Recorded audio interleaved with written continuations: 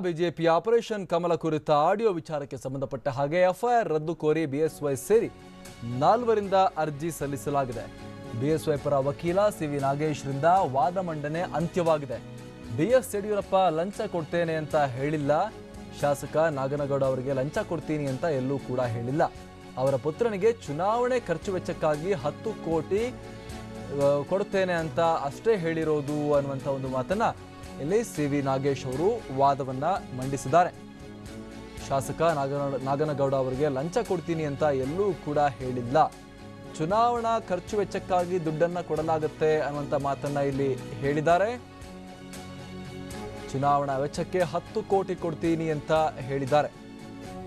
ಅದು ಲಂಚ ಅಲ್ಲ ಅನ್ನುವಂಥ ವಾದವನ್ನ ಇಲ್ಲಿ ಸಿವಿ ನಾಗೇಶ್ ಅವರು ಮಂಡಿಸಿದ್ದಾರೆ.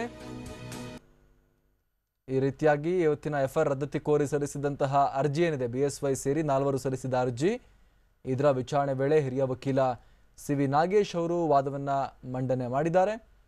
ಆಗ ಅವ್ರು ಹೇಳಿರುವಂಥದ್ದು, ಬಿಎಸ್ವೈ ಪರ ವಕೀಲ ಸಿವಿ ನಾಗೇಶ್ ಅವರು ವಾದ ಮಂಡನೆ ಮುಗಿಸಿದ್ದಾರೆ. ಅವರು ಏನಂತ ಹೇಳಿದ್ದಾರೆ ಅಂತ ಹೇಳಿದ್ರೆ, ಬಿಎಸ್ ಯಡಿಯೂರಪ್ಪ ಲಂಚ ಕೊಡ್ತೀನಿ ಅಂತ ಹೇಳಿಲ್ಲ.